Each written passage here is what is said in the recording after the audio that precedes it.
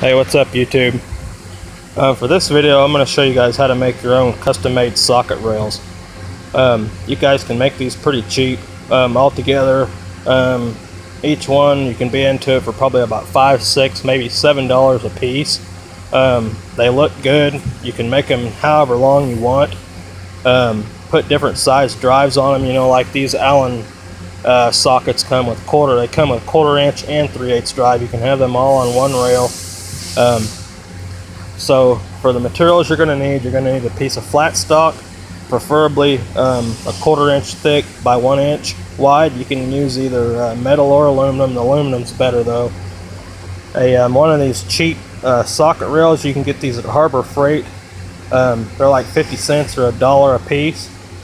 A tap handle, and what I'm using is these 5.0 by 0.8 button head cap screws. You're going to need 2 of them, okay, and then your 5.0 by 0.8 tap, and then that calls the tap drill for that is a number 19, and then you're going to need a 3/16 drill too, okay.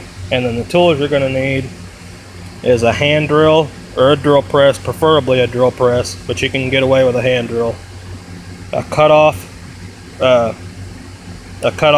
wheel, just an air-powered cutoff, and some Allen wrenches, a center punch, and a marker. Okay. And what we're going to start off by doing is, for one, you need to figure out how long you want your socket rail to be, how many sockets you're going to be putting on it. Okay. So for me, what I'm going to end up doing, what I'm making mine for, is a 7 Torx sockets. Okay. Now I've already got this one. You're going to want to, it's best if you go ahead and put your sockets on here and kind of figure out how long you need it to be. Okay. And then you're going to want to mark it with a marker, and then use your cutoff saw. Take all these little clips off, and then use your cutoff saw and cut it to length. Okay. Now I've already got one. This is already done here. Okay. I've already got this one cut. Okay.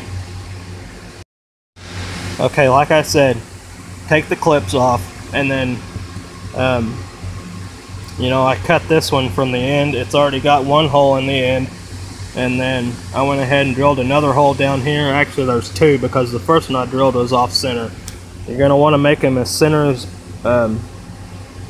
you know, as close to the middle as you can. That way when you that way it'll just make it look right. Okay.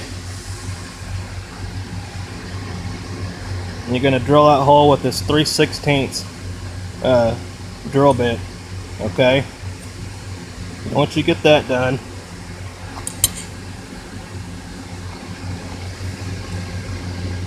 take your rail and line it up on your bar stock. Okay. And then you're going to want to take your center punch and just center punch in the middle of the hole. Okay, right here. Okay, do one for each end. Center punch, center punch a starting spot. Okay, and then take your tap drill. This is a number 19. Use your drill or your drill press and drill it. You're going to drill those out and then tap them. Okay, with your like I said, I'm using a 5 by 0.8. Now you can use whatever size of screw that you want. You're just going to need the you're going to need the drill and tap for whatever size screw you need, and then you're going to need the whatever size drill that's going to allow this screw to go through the hole. Okay. So once you get your holes drilled and tapped, go ahead and mark it with your marker and cut it off to the length that you want it to be. Okay.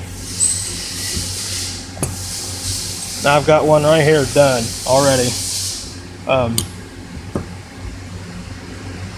This one's already cut. I've got the holes drilled and tapped already. Okay.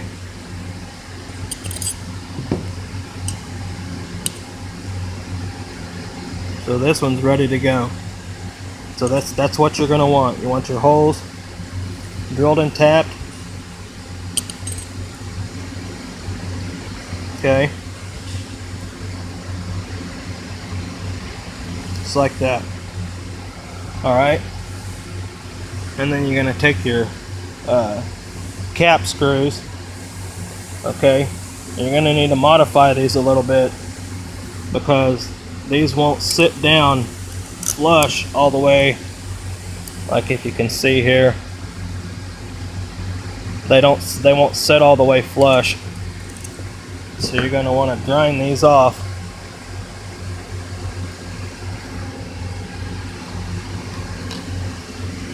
Until they look like this. You know, just grind the edges, grind the edge off of them. So when you put them,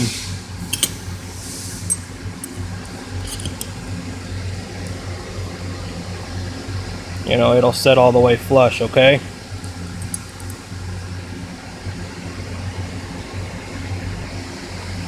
Okay, once you get all that done, get your screws. And it's pretty self-explanatory from here. Just screw your rail down to your flat stock, you know.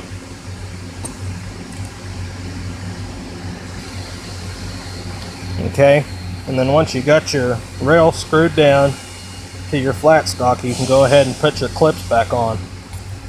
Okay.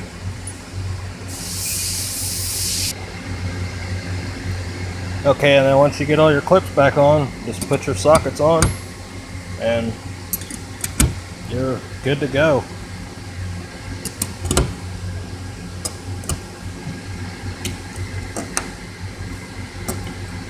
Yeah. So, and they're not, I guess these ain't really in order, but that don't matter just for the sake of the video. But anyways, yeah, that's how you guys can build your own custom socket rails. Like I said, they look pretty good. They're fairly cheap to make as long as you got the tools to do it. Yeah, you can make them fairly cheap. So I hope you guys liked this video. If you did, hit the thumbs up button.